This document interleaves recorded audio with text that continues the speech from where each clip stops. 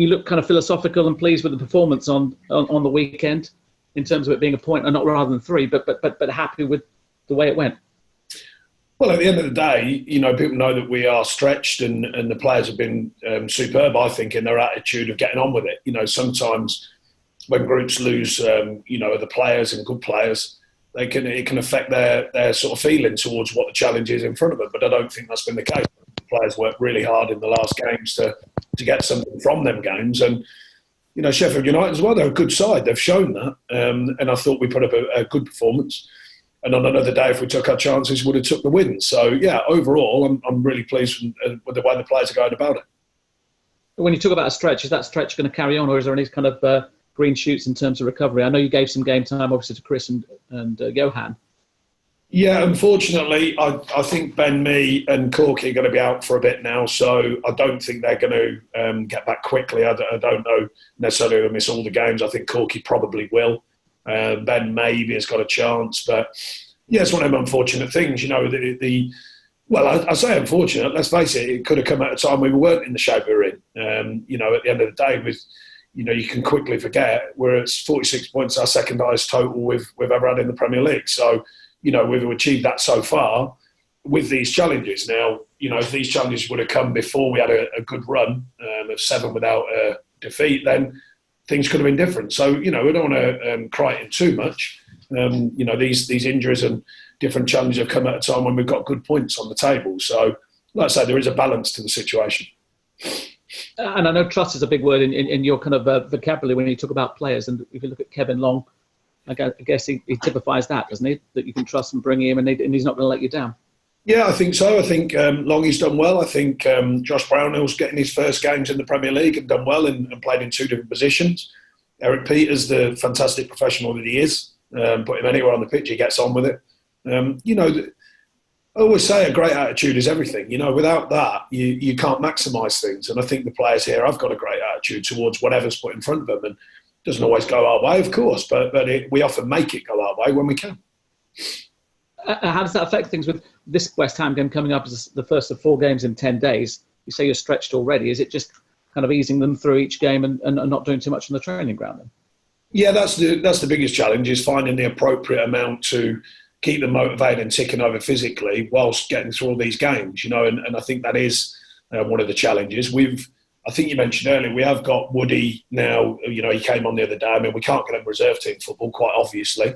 So they're lacking in real match sharpness. But Woody, Johan and Robbie Brady. So at least that's kind of softening it slightly. But we can't, it'd be foolish, I think, to just throw them back in, without any kind of training spells. So, Woody's done well. He's got back quicker than we thought. Johan's been up and down with sort of niggly calves. So we've got to be careful with him. With Robbie as well. So, that is the challenge. Even when we're getting players fit, it's difficult to just throw them straight into a Premier League game without having hardly any football. So, but we will have to use them, obviously, to maximise the group. And Ben Gibson doesn't come into the reckoning? His situation hasn't changed really. The only thing that's changed is this, COVID situation where it's been pushed back. We were always going to reevaluate in the summer. I appreciate it is the summer now, but you understand the train of thought at the end of the season. We were always going to reevaluate that, so we will do. You mentioned Eric Peters there, that kind of handball at the weekend when we saw what happened at Old Trafford with Adam Smith. Did you think you kind of got away with one, or were you due one of those? I don't really know. I think there's that many strangenesses with handball now. I mean, the one the other day with Sheffield United, wasn't it, with Tottenham that's bizarre to me. I'm a big fan of the technology in the game, but I do think there's a time when even the rules have to go out the window. And we had the VAR incident with the ball going over the line, and if there's a rule in place but there's an obvious error, then I think the human element has to come into it, not the rule book. And I think handball is a really odd or in an odd place at the minute. I don't think I think every referee, every person who thinks of handball has a different opinion. So I do think it's tricky. I think it is difficult. With the referees making decisions, whether it's through VR or when the game is live. And there's a lot of analysis between how the game's working with drinks breaks. Are you now managing kind of 4 quarters rather than 2 halves? Yeah, I don't see the drink break thing, got to be honest. Don't see that. Only on a hot day, which we've always kind of had in place. Referees would use their sense. If it's, a randomly, bizarrely hot day, then that's fair, obviously. We don't want any trouble and hydration's a massive thing in sport of all kinds. So, but I think it's a bit over-egged me personally. Trust me, I'm looking out the window in my office. It's about 13 degrees and shelling it down. So, don't really think you'd be needing a drinks break, to be honest. But c'est la vie. But is it giving people a chance to have a team talk as opposed to kind of half-time and before the game? Is it giving you a chance to kind of reassess things and change your strategy?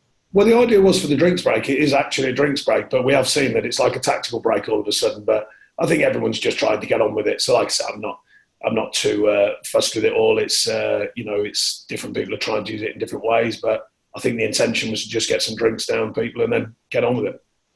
But I imagine in terms of getting your message across to the players, not having the fans there is one of the advantages there, isn't it? Because, everyone in the stadium who is there and lucky enough to be there can hear what you're doing.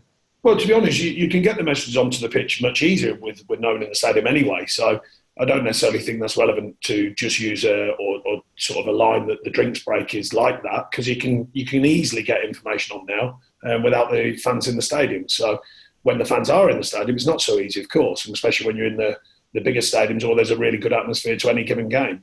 So, yeah, I don't think the drinks break is just be used for that. I think you can get information on anyway. No, I wasn't trying to link the two. I was just trying to say that it's easier for you throughout the game with no one there to obviously tell players what they need to do because they can hear you.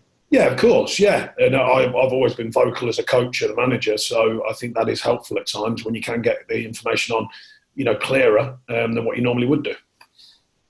What do you make of last night? There was a bit of a bust-up between the Spurs players. Jose said it was beautiful and said he wanted it from it showed that they cared.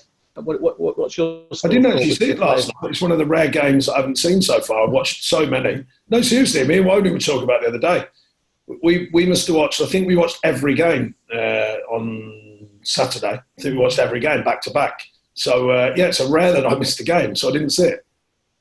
But in terms of players telling each other what they're doing, I guess that's to be encouraged, isn't it, when there's communication? Yeah, I think any communication is better than none. Even whatever the situation is, it's got to help. And in terms of West Ham, finally, how do you kind of assess them? Back at Turf Moor, I think one of your 3-3 so far this season and on home ground. So it was a comfortable day for you. But clearly they're fighting for their lives still at the bottom, aren't they? Yeah, of course. And they've got some very good players. They've had their ups and downs and topsy-turvy sort of nature of a Premier League season by their standards. But that's how difficult the Premier League is. Like I said, with ourselves, 46 points at this stage is no mean feat for clubs like ourselves. And, West Ham are a big club, with a big sort of feel to the club. But they know how tricky the Premier League is themselves. So they've definitely got good players. They haven't always put it together this season. We hope they don't when we play them, obviously. And we hope we do. And I think there's always that element to any Premier League game is you've got to have a strong day and you want them to have a quiet day and then you can look after yourselves. But we've been competitive in all games. I'm really sticking to our group, just finding that competitive nature and that competitive edge. That's what we'll be looking to take down there. Do you chuckle about the kind of open debate about Europe and whether Burnley can get there and whether it's good for Burnley? People are sort of saying, well, maybe it's not, but it's nice to be in the argument, isn't it?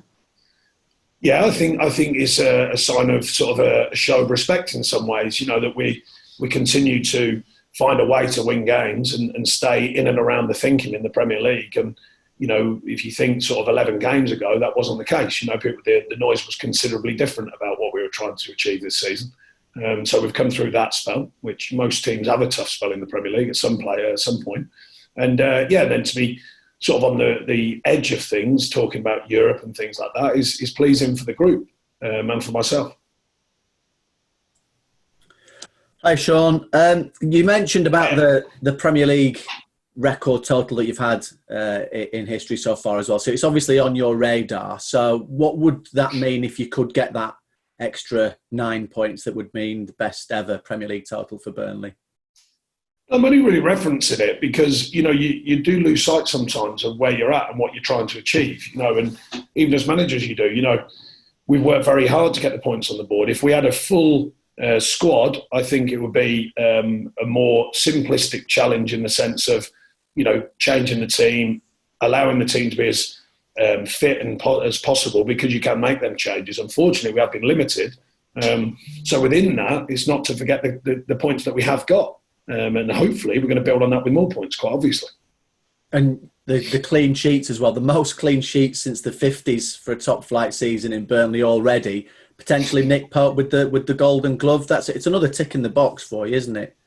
Yeah, it was unfortunate the other day. I thought, it was we defended very well against Sheffield United and just got caught on a sort of a bit of fortune for them on a set piece. So, he could have well took another clean sheet. But I think Popey knows it's not just down to Popey. I think we ask a lot of our players defensively all over the pitch, starting with the centre forwards. I remember when I was younger, Ian Rush, one of the best centre forwards defending wise I've ever seen. His ability to break the play up from a high position was an important thing. And I always think, centre forwards should be working both ways. In possession, obviously, try and score goals, but in out of possession, I think ours do. So I think it really is a collective effort. But it is fair to say that Pope is a very, very good goalkeeper. So if they do break down our system, we've got someone who can stop it going into the net. Just finally, if I may, just in terms of the injuries, with Ben, obviously until the end of the season, that's just 2.5 weeks or so, isn't it? So what's the longer term with Ben, and will Jack need that surgery that you're talking about, do you think? Yeah, I think Jack's going to need a minor surgery, it looks like. I'll find out more today, actually, confirmation on that, because we haven't had our meeting yet. We're training this afternoon, so we haven't had our meeting yet. But I'll find out exact confirmation on that. And Ben Mee's got a thigh strain. So we've had it scanned and stuff, so we know what it is. It's just now settling it down and getting it going again. But like you say, with such a short period now for the games, it's unlikely that them two are going to make the games. And potentially, obviously, next season could start not too far after it. I'm just thinking about Matt and Ash as well, where they are. Yeah, I think Barnes is back on the grass again now, which is promising, of course. So we'll see where he can take that. Yet again, I'm not sure whether he'll get, 2.5 weeks is a big ask to try and get them fit, if they've not been fit. So he's making progress again now. And with Corky and Ben, I'm not envisaging at this moment that it rolls into next season. I think they'll be fit and well, over the coming weeks, ready for, depending on the dates. We still don't know the exact date. But if it is a kind of September start, then I think that would be favourable for them players.